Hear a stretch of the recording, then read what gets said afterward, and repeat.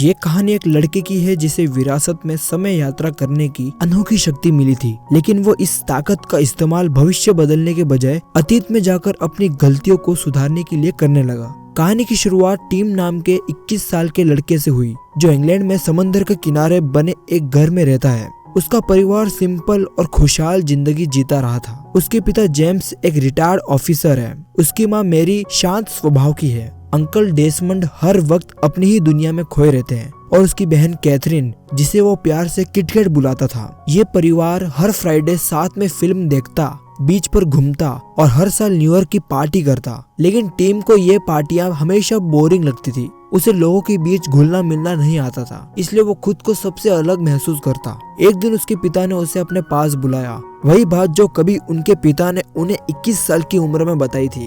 अब वो अपने बेटे को बताने वाले थे। उन्होंने कहा कि यह सुनकर उसे अजीब लगेगा, लेकिन सच ये है, इस परिवार के हर पुरुष में एक खास ताकत है जिससे वह समय में पीछे जाकर अपने भविष्य को बदल सकते हैं। टीम को यह बात मजाक लगी, लेकिन उसके पिता ने तरीका समझाते हुए कहा, किसी अंधेरी जगह में जाकर मुट्ठी बंद करना और उस पल के बारे में सोचना जहाँ जाना हो। टीम ने इसे मजाक में लेने का फैसला किया और अलमारी में जाकर आंखें बंद की। अगले ही पल वो न्यूयॉर्क की उसी रात में पहुंच चुका था। अलमारी से बाहर निकलते ही उसने देखा कि उसके कपड़े बदल चुके हैं। वो अंदर तक हिल गया। नीचे पार्टी में जाकर उसने वो सब किया जो पहले कभी नहीं कर पाया था। फिर दोबारा अलमारी में गया और अपने समय में लौट आया। उसके पिता ने तब समझाया कि इस राज के बारे में उसकी माँ भी नहीं जानती है। उन्होंने उसे चेतावनी दी कि ये ताकत शोहरत या लालच के लिए नहीं, बल्कि अपनी जिंदगी बेहतर बनाने के लिए इस्तेमाल करना। उन्होंने कहा कि अगर उसने इसका गलत इस्तेमाल किया तो वो भी अपने दादा की तरह अकेला रह जाएगा। टीम को अब समझ आ चुका था कि उसकी जिंदगी में सबसे बड़ी कमी प्यार की है। उसी पल उसने तय किया कि वो इस ताकत का इस्तेमाल सिर्फ प्यार करने के लिए करेगा। और उसे ये मौका तब मिला जब किटकैट की एक खूबसूरत दोस्त शार्लेट 1 महीने के लिए उनके घर रहने आई। एक दिन शार्लेट और कैथरीन घर के बाहर धूप सेक रही थी। वहीं टीम भी मौजूद था। तभी शार्लेट ने टीम को बुलाकर कहा कि क्या वो उसकी पीठ पर सनस्क्रीन लगा देगा। टीम को लगा जैसे किस्मत ने दरवाजा खोल दिया हो।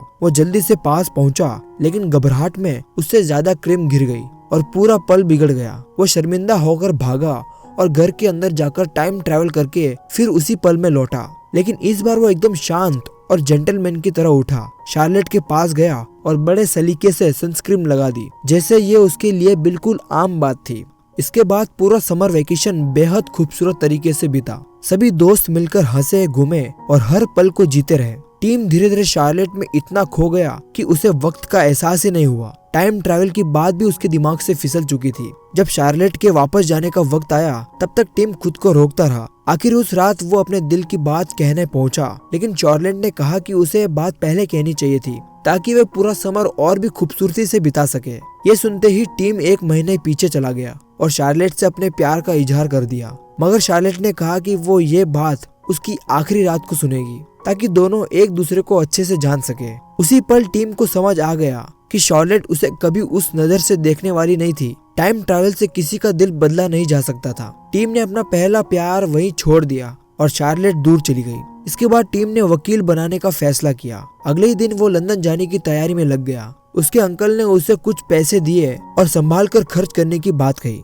टीम सबको अलविदा कहकर अपनी ट्रेनिंग के लिए लंदन चला गया। लंदन में वो अपने पिता के दोस्त हैरी अंकल के घर रहने लगा, जो एक ड्रामा राइटर थे और हमेशा गुस्से में डूबे रहते। उन्होंने टीम का स्वागत किया और उसे रहने के लिए कमरा दिखाया। अगले दिन टीम उस जगह पहुंचा जहां उसे लॉ की ट्रेनिंग मिलनी थी। वहां उसकी मुलाकात रोरी नाम की एक साथी से हुई। ट्रेनिंग करते करते 6 महीने बीत गए, लेकिन टीम की तलाश अब भी एक गर्लफ्रेंड की थी। एक रात वो अपने दोस्त जे के साथ रेस्टोरेंट गया, जहाँ ब्लाइंड डेटिंग गेम खेला जा रहा था। अंधेरे में उसकी मुलाकात मैरी से हुई। दोनों ने बातें की, हंसे और जब रोशनी हुई तो पहली बार एक दूसरे को देखा। मैरी ने उसे अपना नंबर दिया और दोनों एक दूसरे को पसंद करने लगे। टीम खुशी से भरा हुआ घर लौटा, लेकिन वहाँ उसने हैरी अंकल को गुस्से में डूबा पाया। उसी दिन उनके एक नए नाटक की ओपनिंग थी।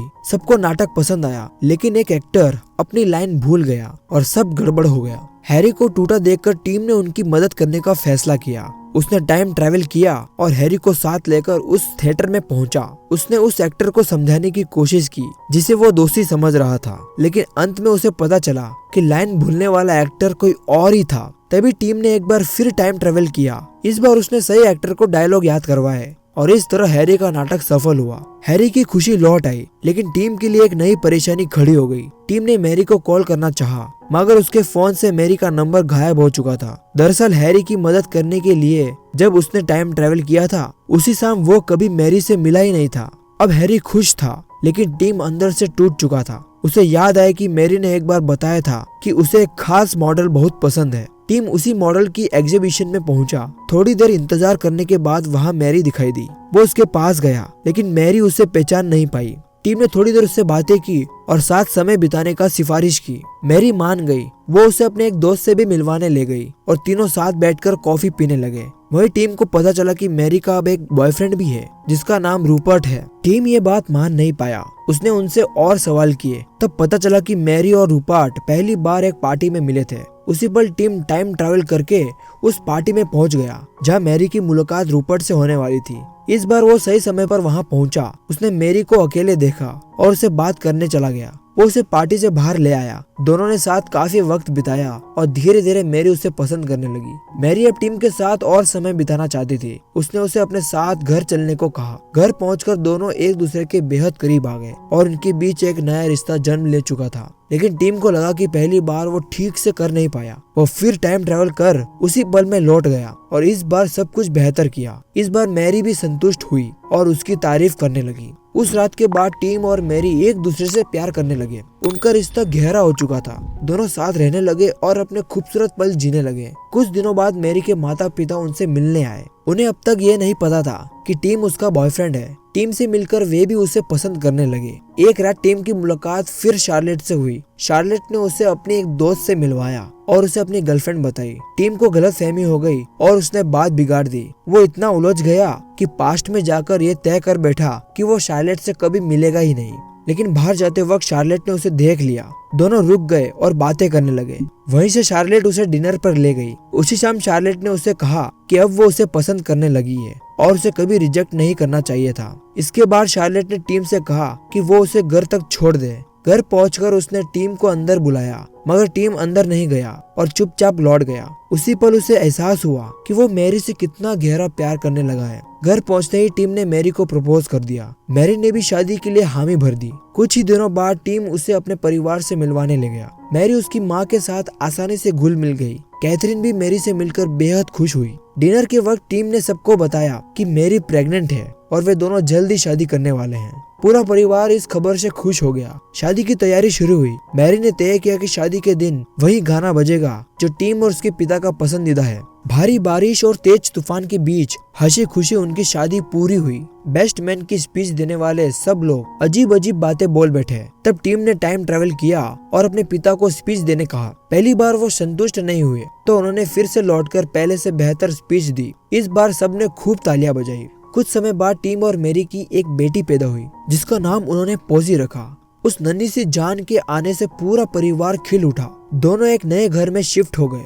अब टीम अपनी जिंदगी से इतना खुश रहने लगा कि उसे अब टाइम ट्रैवल की जरूरत ही नहीं थी। पॉजी के पहले जन्मदिन पर पूरा परिवार टीम के घर इकट्ठा हुआ। बस कैथरीन नहीं पहुंची। तभी कैथरीन के बॉयफ्रेंड ने आकर बताया कि दोनों के बीच झगड़ा हो गया था और कैथरीन ने गुस्से में शराब पीकर कार चला के निकल गई। रास्ते में उसका एक्सीडेंट हो गया। टीम और मैरी तुरंत हॉस्पिटल पहुंचे।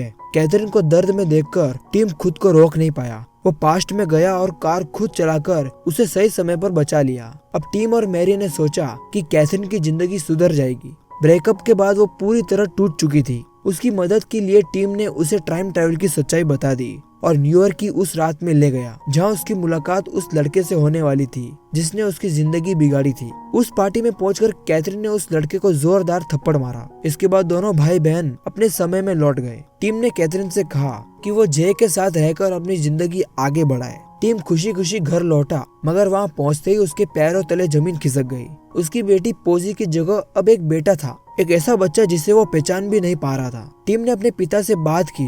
पिता ने समझाया कि टाइम ट्रैवल के कारण बच्चे का जन्म बदल गया है। जब भी वो बहुत पीछे जाकर कुछ बदलेगा, उसका बच्चा भी बदलता रहेगा। ये सुनकर टीम को एक बेहद कठिन फैसला लेना पड़ा। उसने पास्ट में जाकर कैथरीन के एक्सीडेंट को फिर से होने दिया ताकि उसकी बेटी वापस लौट सके। फिर वो उसी समय में पहुंचा जब वो हॉस्पिटल गए थे।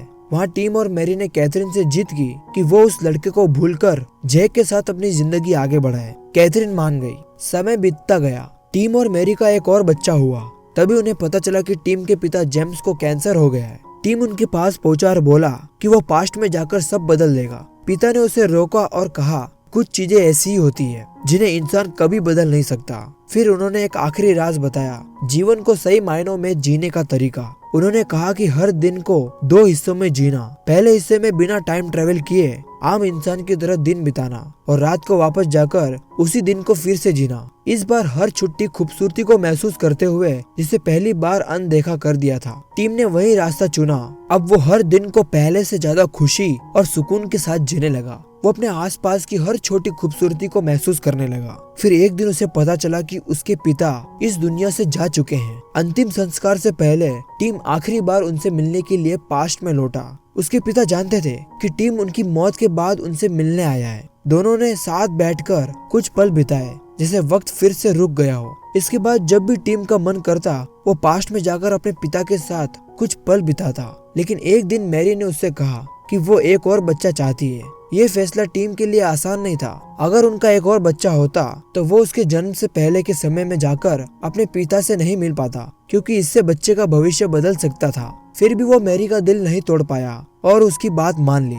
बच्चे के जन्म से पहले टीम आखिरी बार अपने पिता से मिलने गया। उसने उन्हें बता दिया कि ये उनकी अंतिम मुलाकात रहने वाली है। उसके पिता उसे अपने साथ ले गए। दोनों ने टाइम ट्रैवल करके टीम के बचपन में कदम रखा और एक पूरा दिन साथ बिताया, हंसते हुए, यादों में डूबते हुए, जैसे जिंदगी ने उन्हें आखिरी बार साथ रहने का मौका दिया हो। उसके बाद टीम ने प्रेजेंट में जीना चुन लिया था। उसने टाइम ट्रेवल करना छोड़ दिया था। अब वो अपनों के साथ हर पल को खुलकर जीने लगा। वो हर आम आदमी में खास पल ढूंढने लगा। टीम समझ चुका था कि हर इंसान अपनी जिंदगी में किसी न किसी तरह का टाइम ट्रैवल करता है, यादों में, ख्वाबों में, उम्मीदों में। इसलिए जरूरी ये नहीं कि हम वक्त को बदले, बल्कि ये है कि हम हर दिन को अपना बेस्ट दें। जिंदगी को काटने के लिए नहीं, बल्कि उसे और खूबसूरत बनाकर जीने के लिए। थैंक यू दोस्तों।